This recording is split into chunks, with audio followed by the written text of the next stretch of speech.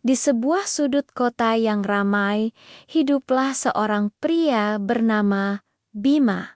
Baginya, setiap fajar menyingsing bukan membawa harapan, melainkan pengingat akan kegagalannya. Di rumah, dinding-dinding seolah ikut mengejeknya, menggemakan suara pedas istrinya, Rina.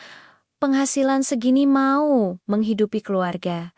Jangan mimpi, kata-kata itu menusuk lebih tajam dari pisau. Setiap malam, Bima pulang dengan tubuh lelah dan dompet tipis, hasil dari kerja serabutan yang tak menentu. Dua anak mereka, Ardi dan Sinta, adalah alasan Bima terus bertahan. Namun, melihat mereka harus menahan lapar atau memakai seragam yang mulai usang, membuat hatinya hancur berkeping-keping. "Ayah, kapan kita bisa makan enak seperti teman-teman?" tanya Sinta, polos. Bima hanya bisa tersenyum getir.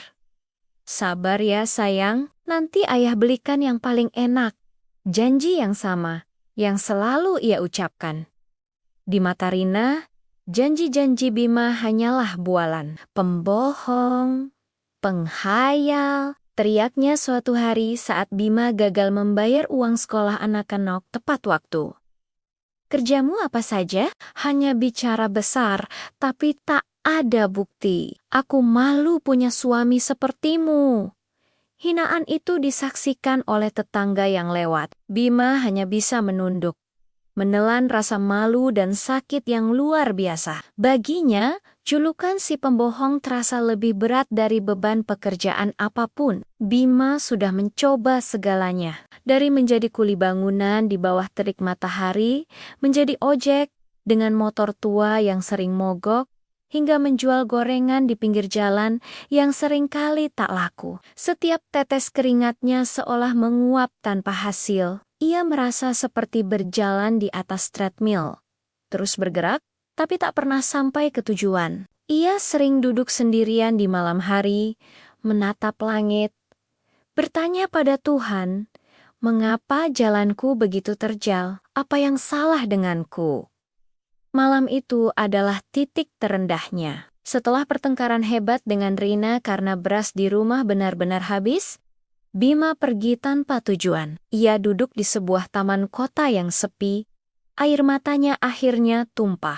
Ia merasa gagal sebagai suami, gagal sebagai ayah, gagal sebagai seorang laki-laki. Di tengah keputusasaannya, ia melihat seorang pemulung tua yang sedang tersenyum sambil memilah botol plastik. Senyum tulus di wajah keriput itu, entah kenapa menampar Bima. "Pak, kenapa Bapak bisa tersenyum?" tanya Bima memberanikan diri. Pria tua itu menoleh.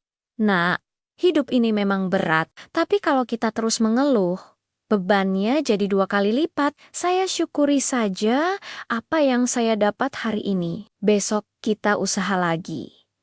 Kata-kata sederhana itu seperti petir di siang bolong bagi Bima.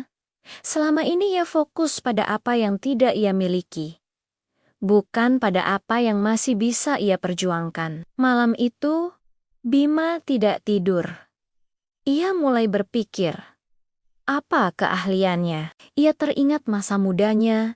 Ia sangat pandai meracik minuman herbal tradisional resep dari neneknya. Resep yang sudah lama ia lupakan. Dengan sisa uang di kantongnya, ia membeli beberapa bahan dasar di pasar subuh. Ia begadang, mencoba, gagal, mencoba lagi. Hingga akhirnya ia berhasil menciptakan ramuan herbal dengan rasa yang unik dan khasiat yang luar biasa. Paginya, ia tidak lagi menjual gorengan. Dengan sebuah meja kecil dan termos air panas, ia mulai menjual minuman herbalnya di depan sebuah pabrik saat jam pulang kerja. Awalnya, tak ada yang peduli.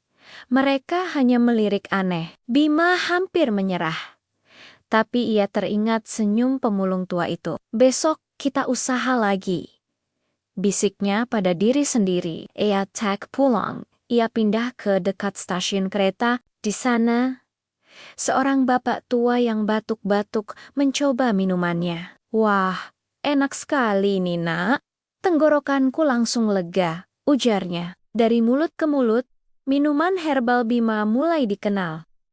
Orang-orang menyebutnya Wedang Perkasa Bima. Setiap hari, antreannya semakin panjang. Penghasilannya mulai meningkat dari puluhan ribu menjadi ratusan ribu, lalu jutaan per hari. Bima tidak berhenti. Ia menyewa sebuah kios kecil, lalu mempekerjakan beberapa tetangga yang menganggur. Ia terus berinovasi, menciptakan varian rasa baru dan kemasan yang lebih modern. Ia belajar tentang pemasaran digital dari internet cafe, membuat akun media sosial untuk produknya. Pesanan online membludak, datang dari seluruh penjuru kota bahkan luar kota. Rina, yang awalnya sinis, mulai melihat perubahan. Uang belanja selalu cukup, tagihan lunas, dan anak-anak bisa membeli apa yang mereka inginkan. Suatu sore, Rina datang ke kios Bima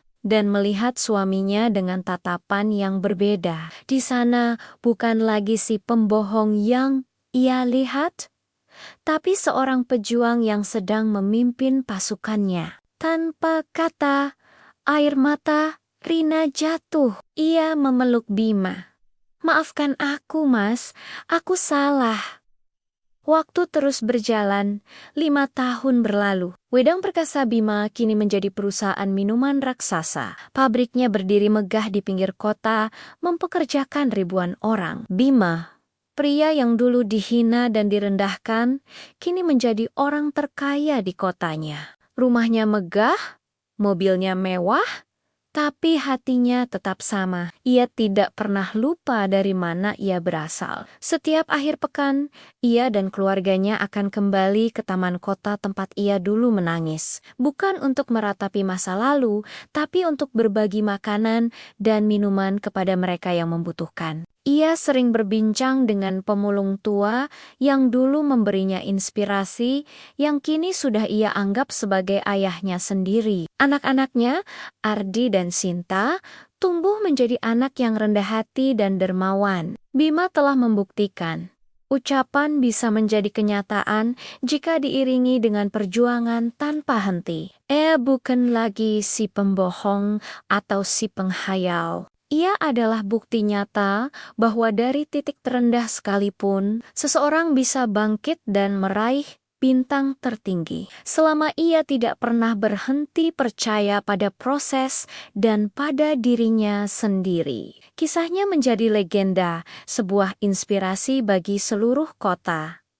Terima kasih sudah menonton kisah inspiratif ini. Semoga cerita Bima bisa memberikan semangat bagi kita semua untuk tidak pernah menyerah. Jangan lupa untuk like, komen, dan subscribe channel ini agar tidak ketinggalan cerita-cerita menarik lainnya. Sampai jumpa di video berikutnya.